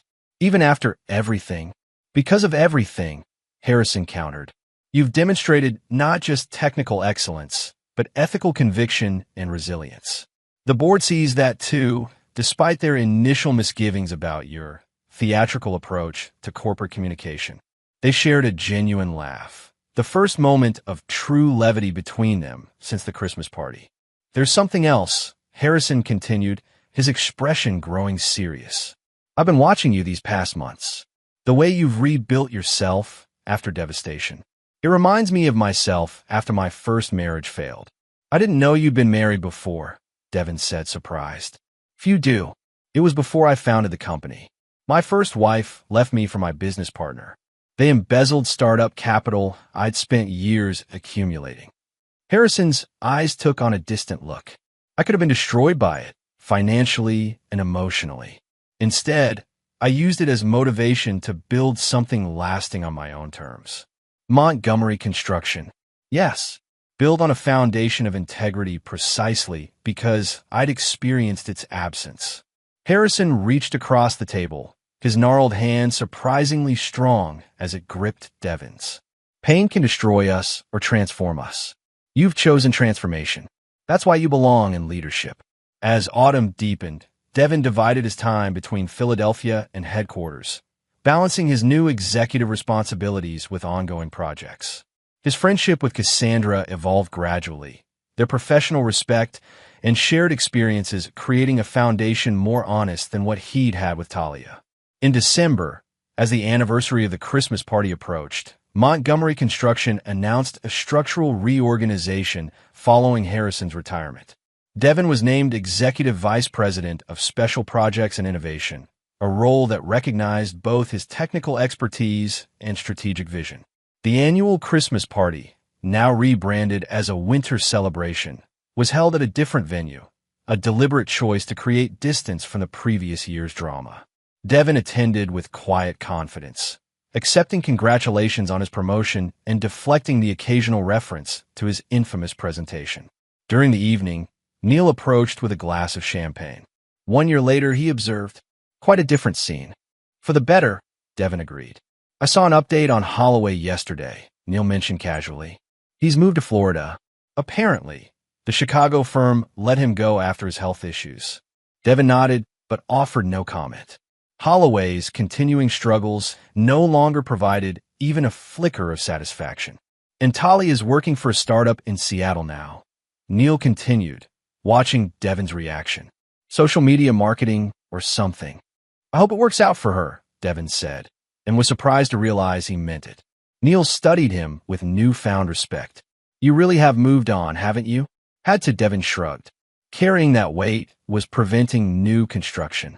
Later that evening, as guests began departing, Devin stepped outside onto the venue's terrace. The December air was crisp, the city skyline glittering against the night sky. He had helped design several of those buildings, had ensured their structural integrity through careful calculation and precise engineering. His phone vibrated with a text from Cassandra. "Thinking of you today. Proud of your reconstruction. Dinner tomorrow?" Devin smiled, typing his reply. "Looking forward to it. New blueprints to discuss." As he looked back at the celebration winding down inside, Devin reflected on the engineering principle that had guided his career. Structural integrity required both strength and flexibility, the ability to withstand pressure while adapting to changing conditions. The same, he now understood, applied to rebuilding a life after betrayal. He had been thorough in his demolition, precise in his revenge. But the true victory lay not in Holloway's downfall or Talia's humiliation, but in the structure he had built from the rubble, a life with new connections, renewed purpose, and the wisdom that came from surviving catastrophic failure.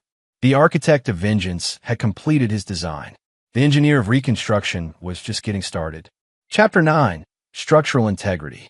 18 months after the Christmas party that had changed everything, Devin stood at the podium in Montgomery Construction's auditorium, presenting the quarterly results for his Special Projects division. The numbers told a compelling story. 3 major developments ahead of schedule, innovation initiatives generating substantial cost savings, and a team retention rate that led the company. In conclusion, Devin addressed the assembled executives. Structural integrity isn't just about physical buildings. It's about creating systems that remain sound under pressure, that adapt to changing conditions without compromising core principles. From her seat in the front row, Lydia Foster nodded appreciatively at the metaphor. Beside her, Neil, recently promoted to operations director, made notes on his tablet. The new CEO, Patricia Hernandez, watched with the careful assessment that had become her trademark since taking over from Harrison Montgomery. After the presentation, Patricia approached Devin as executives filed out of the room. "Impressive results," she acknowledged. "Harrison was right about your potential." "Thank you," Devin replied. "How was he doing?" "Enjoying retirement more than he expected," Patricia smiled. "Though he still calls weekly to offer suggestions." They walked together toward the executive suite, discussing upcoming projects and strategic initiatives. Patricia had been an external hire, brought in from a rival construction firm to lead Montgomery after Harrison's retirement. Initially skeptical about Devin, given his controversial history, she had gradually come to value his combination of technical expertise and strategic insight. "The board meeting next week," Patricia said as they reached her office. "I want you to present the riverfront development proposal personally." Your team's approach to integrating historical preservation with modern sustainability is exactly the direction I want this company to be known for. I'll be prepared, Devin assured her. One more thing, Patricia added, her tone shifting slightly. We're bidding on the Phoenix Convention Center expansion. The RFP came in yesterday. Devin maintained a neutral expression, though the location registered immediately. Phoenix, where Talia had relocated after the divorce. Sounds like an excellent opportunity. It is, Patricia agreed. But there's a complication. The marketing firm handling the RFP documentation is Ascena Partners. Your ex-wife is their director of client relations. So Talia had advanced in her career, rebuilding professionally just as he had. That won't be a problem, Devin said with genuine equanimity. Ancient history. Patricia studied him carefully. You're sure? Because I need to know if there's any potential for complications. Absolutely certain, Devin replied. We be bidding on the project's merits, not personal connections. That's integrity. After leaving Patricia's office, Devin stepped into the spring sunshine, deciding to walk the 8 blocks to his downtown apartment rather than taking his usual car service. The news about Talia's professional connection to a potential Montgomery project didn't disturb him as it once might have. The thought of potential interaction with his ex-wife generated neither anxiety nor anticipation, just a pragmatic assessment of professional boundaries to be maintained. His phone buzzed with a text from Cassandra, just landed in Philly. Still on for dinner? Their relationship had evolved gradually over the past year, moving from collegial friendship to something deeper with careful deliberation on both sides. Devin had been transparent about his hesitancy to rush into another serious relationship, and Cassandra had been equally clear about her desire for partnership rather than casual connection. They had found a middle path, exclusive but unhurried, building trust through consistent honesty rather than romantic intensity. Looking forward to it, he replied. News to share. That evening at Cassandra's favorite Italian restaurant, Devin explained the Phoenix project and Talia's unexpected connection to it. How do you feel about it? Cassandra asked, her direct approach one of the qualities he most appreciated about her. Professionally curious, Devin answered honestly. Personally indifferent. It's been almost 2 years. Cassandra nodded thoughtfully. The final test of reconstruction isn't absence of contact with the past, but the ability to engage with it without being destabilized. The structural engineer in me appreciates that analogy, Devin smiled. Speaking of tests, how was the deposition in Baltimore? As Cassandra described her day, Devin reflected on the ease between them. The natural flow of conversation, the genuine interest in each other's work, the comfort of shared values. Unlike his relationship with Talia, which had been built partly on mutual ambition and the excitement of achievement, his connection with Cassandra centered on reciprocal respect and ethical alignment. I've been thinking, Cassandra said as they lingered over dessert, about your lease ending next month, and mine in August. Devin raised an eyebrow. Are you proposing a real estate consolidation strategy? I'm suggesting we consider cohabitation, she replied with mock formality. Economically efficient, logistically practical, and her professional facade softened into genuine vulnerability, emotionally appealing. At least to me. Devin reached across the table for her hand. To me as well. But are you sure? My history is part of you, Cassandra finished. Just as mine is part of me. We're not 20-somethings pretending to be perfect for each other. We're adults choosing partnership with clear eyes. Their decision to move in together proceeded with the thoughtful deliberation that characterized their relationship. They found a spacious apartment in a historic building that Devin's firm had actually renovated years earlier, combining his appreciation for architectural integrity with her love of pre-war details. In June, the Phoenix Convention Center bid moved forward. Montgomery Construction was shortlisted alongside 2 competitors, necessitating an in-person presentation to the selection committee. Patricia assigned Devin to lead the presentation team, a decision he accepted without reservation. You'll fly out Monday, she instructed during their planning meeting. Neil and the design team will join you Tuesday morning. The presentation is Wednesday at 10 a.m. Any specific concerns about the competition? Devin asked. Westridge Developers is underbidding us by about 8%, Patricia replied. But their sustainability specs are weaker. The third contender, Apex Construction, has a local advantage but less experience with projects of this scale. The Phoenix trip was scheduled for the week Devin and Cassandra had planned to move into their new apartment. I could try to get someone else assigned, he offered that evening as they discussed logistics. Don't be ridiculous, Cassandra replied pragmatically. It's an important project. I can manage the movers and initial setup. Just be prepared for my organizational systems when you return. Your sock index and alphabetized spice rack. Devin teased. Among other improvements to your bachelor chaos, she smiled. On Monday morning, Devin flew to Phoenix with the presentation materials and technical specifications. The June heat hit him like a physical force as he exited the airport terminal, a stark contrast to the mild, early summer weather he'd left behind. At the hotel, he spent the afternoon reviewing the bid documents and making final adjustments to the presentation. That evening, he had dinner with the convention center's facilities director, a preliminary meeting to establish rapport before the formal presentation. Montgomery Construction has an impressive portfolio, the director commented as they discussed previous projects. Though I must admit, when I first saw your name, I thought, isn't that the guy from that Christmas party video that went viral a couple years ago?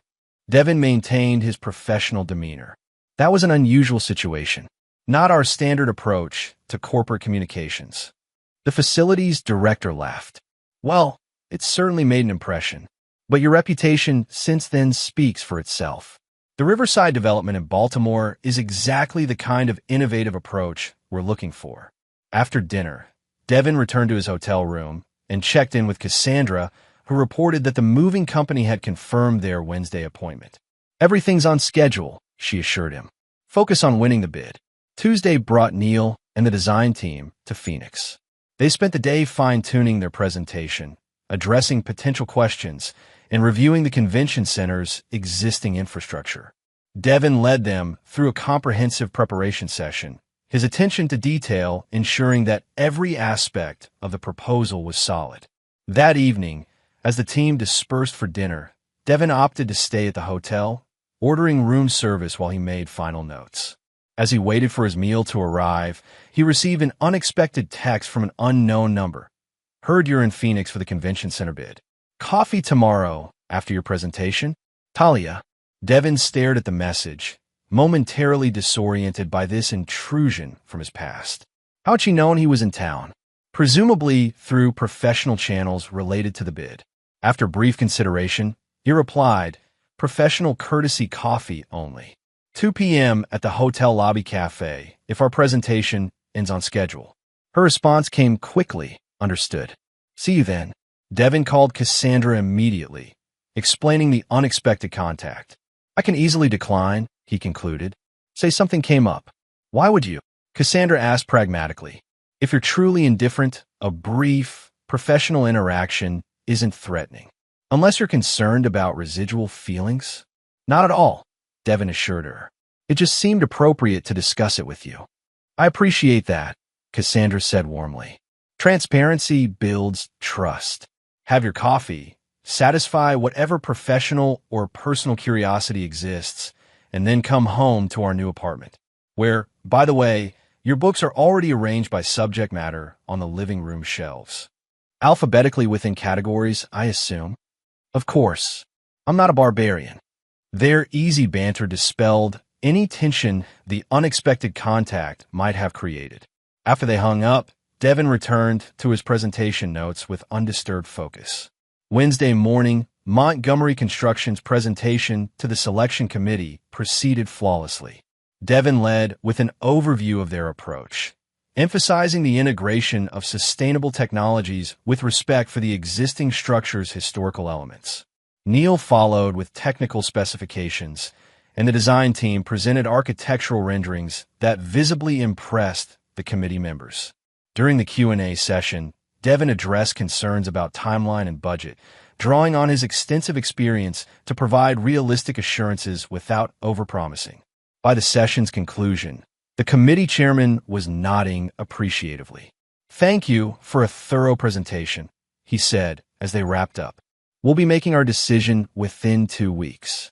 Based on what we've seen today, Montgomery Construction will certainly be given serious consideration. After the team dispersed, Neil and the designers heading to the airport for their return flight, Devin remaining for his coffee appointment. He changed from his formal presentation suit to more casual attire. Business concluded, he felt no need to maintain the executive persona. The hotel lobby cafe was moderately busy with afternoon patrons when Devin arrived at exactly 2 p.m. He scanned the space, not immediately spotting Talia until she raised a hand from a corner table partially obscured by a decorative plant. As he approached, Devin noted the changes in his ex-wife with detached observation. Her auburn hair was shorter now, styled in a sleek bob that framed her face differently. She had lost weight, appearing more angular than he remembered. Her expression as he approached contained apprehension beneath a professional smile. "Devin," she stood as he reached the table. "Thank you for agreeing to meet." "Talia," he nodded, taking the seat across from her. No handshake, no kiss on the cheek, just the acknowledgement of presence. A momentary awkwardness hung between them until a server approached for Devin's order. "Just black coffee, thank you." "Your presentation went well?" Talia asked after the server departed. "Very," Devin replied neutrally, "though I'm sure you'll get the official feedback through proper channels." "Of course." She fidgeted with her napkin. "This isn't actually about the convention center bid. I mean, not directly. I knew you were coming to Phoenix because of it, but that's not why I wanted to meet." Devin waited, neither encouraging nor discouraging her explanation. "I wanted to see you in person," Talia continued, her professional composure slipping to reveal genuine emotion. "To say things I should have said a long time ago. About how sorry I am. For everything." Devin absorbed this unexpected apology with muted surprise. "Why now? It's been almost 2 years." "Because I'm finally in a place where I can take full responsibility," she replied. "After everything fell apart, I blamed you for the public humiliation. Then I blamed Bryce for making promises he couldn't keep. I spent months angry at everyone but myself." The server returned with Devin's coffee, creating a brief respite in the conversation. When they were alone again, Talia continued. "It took losing everything, my career, my marriage, my self-respect, to finally face what I'd done. The choices I made, the people I hurt." She met his eyes directly. "Especially you. What I did was inexcusable." "Yes," Devin agreed simply. "It was." Talia nodded, accepting his blunt assessment. "I know an apology doesn't fix anything. I'm not asking for forgiveness or friendship or anything really. I just needed you to know that I understand now, the damage I caused, and that I'm truly sorry for it." Devin sipped his coffee, considering his response. The anger that would once have accompanied this conversation was absent, replaced by a calm detachment that bordered on compassion. Not for her specifically, but for the universal human experience of facing consequences. "I appreciate you saying that," he said finally. "It matters that you understand what happened and why." "I do," Talia assured him. "And I want you to know I'm building something different now. A life based on different values." She hesitated. Have you been able to move forward?" "Yes," Devin replied without elaboration. "Good," Talia nodded. "You deserve that." She glanced at her watch. "I should get back to the office. Thank you for meeting me. It means more than you know." As they prepared to part, she asked one final question. "Do you think you'll ever be able to forgive me?" Devin considered this carefully. "I already have in the way that matters. I've let go of the anger. But forgiveness doesn't mean restoration. Some structural damage can't be repaired, only built around or built over." "The engineer's perspective," Talia said with a sad smile. "Always about structural integrity." "It served me well," Devin acknowledged. They parted without physical contact, a professional nod their only farewell gesture. As Devin watched Talia walk away, he felt neither regret nor nostalgia, only the quiet satisfaction of confirmed reconstruction. Her presence had created no emotional instability, no compromise to the new structure he had built. On the flight home that evening, Devin reflected on the unexpected encounter. Talia's apology had been genuine, her remorse apparent. Yet it changed nothing about the past and little about the present. What mattered wasn't her growth or contrition, but his own completed transformation. He arrived at the new apartment late that night to find Cassandra asleep on the couch, surrounded by unpacked boxes and organizational supplies.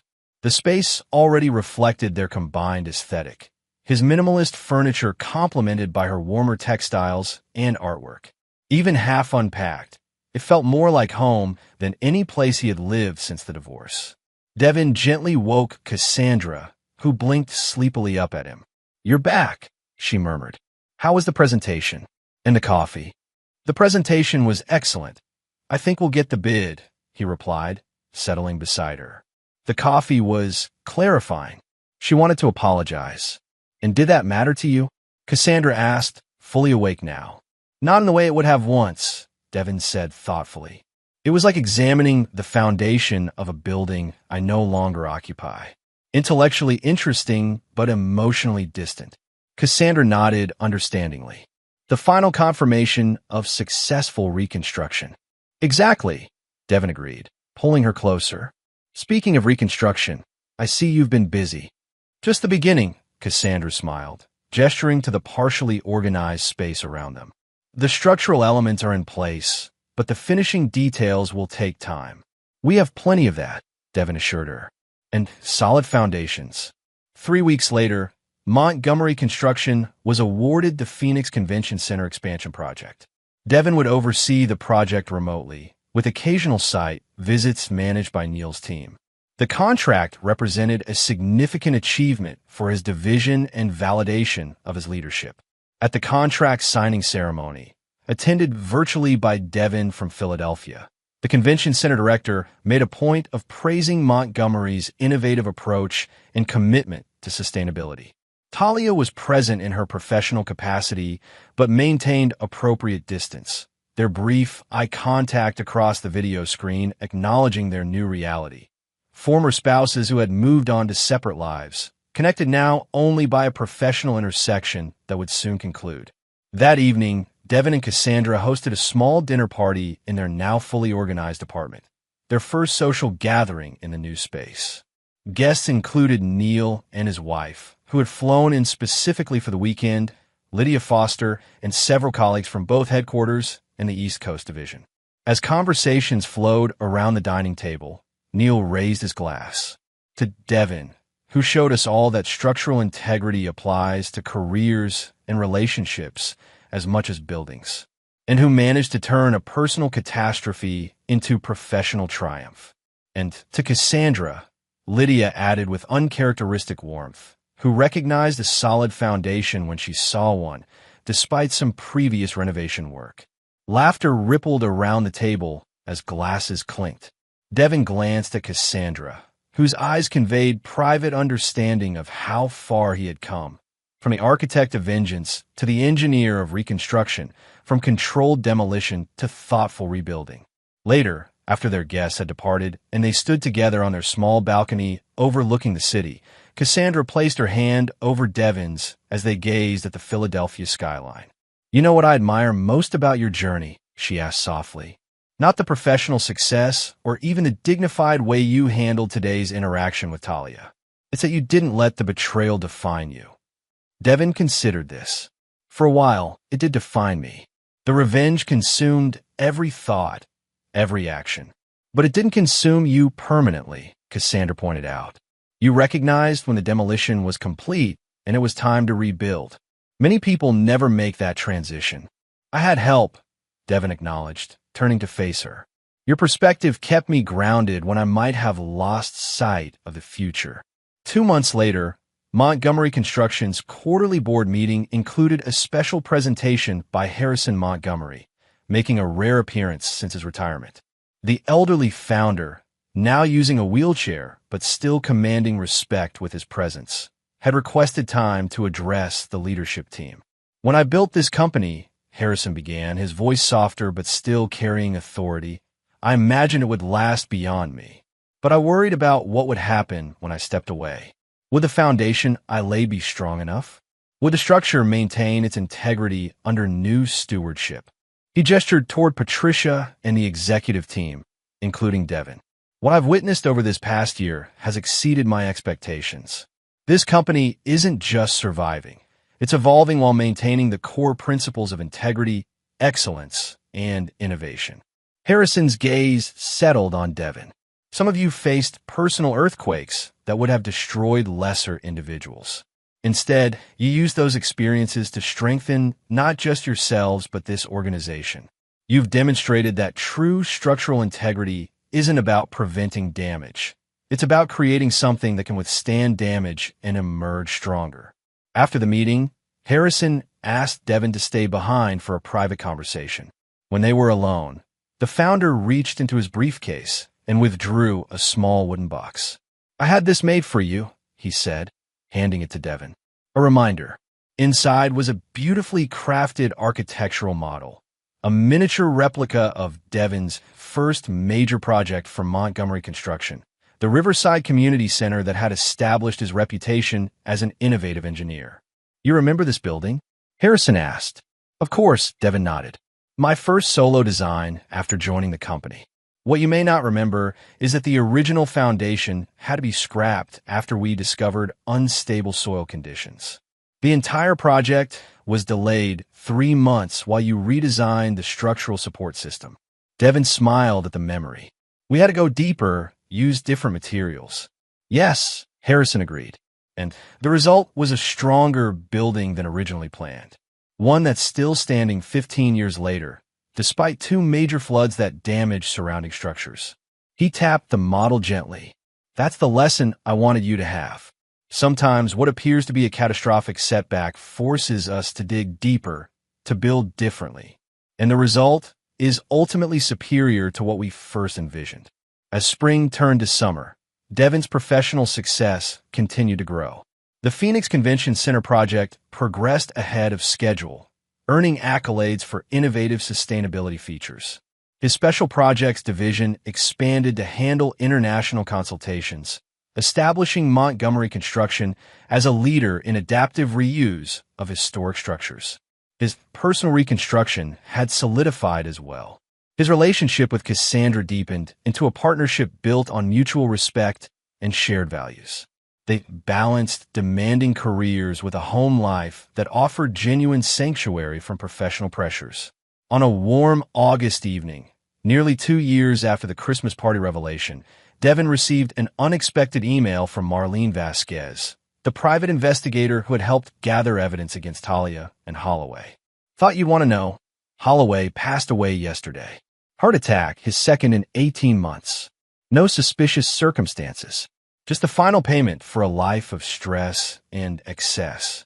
Devin read the message twice, feeling neither satisfaction nor sorrow, just acknowledgement of a life concluded, a chapter fully closed. He forwarded the message to Vivian Holloway with a simple note: "My condolences for your children's loss." Her reply came hours later: "The final structural failure of a compromised foundation. Thank you for your part in ensuring appropriate consequences before the end. Take care, engineer." That weekend, Devin took Cassandra to visit the Riverside Community Center Harrison had memorialized in the model, his first major project, now serving as a vibrant hub for the neighborhood it anchored. They walked through the building, Devin pointing out the invisible structural elements that had allowed it to withstand environmental challenges over the years. "This is where I learned that sometimes you have to abandon the original plan completely," he explained as they stood on the rooftop garden overlooking the river. "The foundation we initially designed would have failed during the first major flood. The catastrophe we faced during construction forced us to create something fundamentally stronger." Cassandra leaned against the railing beside him, a fitting metaphor for personal reconstruction. "Very fitting," Devin agreed, reaching into his pocket. "Which is why I want to bring you here today." He withdrew a small box, not unlike the one Harrison had given him, but containing something quite different. Inside nested a platinum ring with a simple, elegant diamond. "I've been thinking about structural integrity," Devin said, his voice steady as he opened the box. "About building something meant to last through whatever stresses might come. Something with a foundation strong enough to withstand anything." Cassandra's eyes widened in understanding. "We've both experienced structural failure in previous relationships," Devin continued. "We know what doesn't work, what can't be trusted. but we've also learned how to build something better. He took her hand. Cassandra Reeves, will you marry me? Not because we need each other to be complete, but because together we create something stronger than either of us could alone. Yes, she replied without hesitation. 1,000 times yes. As he slipped the ring onto her finger, she added with characteristic practicality, though I expect a thorough structural analysis of our marriage at regular intervals. Annual inspections, at minimum, Devon agreed with a smile, with immediate attention to any signs of stress. 6 months later, they married in a ceremony that balanced intimacy with celebration. Harrison Montgomery attended despite his failing health, determined to witness what he called the final proof of successful reconstruction. Neil served as best man, quietly proud of his friend's journey from devastation to renewal. At the reception, Devon raised his glass for a toast that brought the room to attentive silence. To structural integrity, he said, his gaze meeting Cassandra's across the table. Not the absence of damage, but the strength to withstand it. Not the prevention of storms, but the ability to remain standing when they pass. As glasses clinked around the room, Devon reflected on the path that had led him here, from the shocking discovery of betrayal to the calculated revenge of the Christmas party revelation, and finally to this moment of genuine contentment. The architect of vengeance had completed his design and stepped aside. The engineer of reconstruction had built something meant to last. Later that evening, as they shared their first dance as husband and wife, Cassandra leaned close to whisper in his ear, "You know what makes our foundation different from your previous one?" "What's that?" Devon asked, his hand warm against the small of her back. "Truth at every level," she replied. "No hidden fractures, no compromised materials. Just honest construction from the ground up." Devon nodded, understanding the profound simplicity of her observation. In engineering terms, their relationship had been built with full knowledge of potential stresses, with materials tested and proven, with connections designed to distribute weight rather than concentrate it. In human terms, they had built love on a foundation of integrity. As the dance concluded, Devon glanced around the room at the life he had constructed from the rubble of betrayal. Colleagues who had become friends, a career that had transcended setbacks, and now a marriage built on mutual respect and clear-eyed choice rather than idealized illusion. The betrayal's price had been high, paid by all involved in different currencies. Talia had lost position and reputation before slowly rebuilding a more modest life. Holloway had lost everything, including eventually his life, never recovering from the cascade of consequences triggered by his own choices. Devon had lost the marriage and life he had thought secure, suffering public humiliation and private grief. But in the architecture of consequences, Devon alone had found a way to transform destruction into creation. The price of betrayal had purchased, ultimately, a life of greater authenticity and deeper connection than he had known before. As he and Cassandra walked out under the stars to begin their married life, Devon recognized the final truth of his journey. Structural integrity wasn't just about withstanding pressure. It was about building something worth preserving in the first place. Something true from foundation to pinnacle. Something that could face any revelation because it contained no deceptions. Something that, unlike betrayal, would stand the test of time. And there you have it. Another story comes to an end. What did you think? I'd love to hear your thoughts in the comments below. If you enjoy this story, consider joining our community by subscribing. It means the world to us. For more stories like this one, check out the recommended videos on screen. And I'll see you there.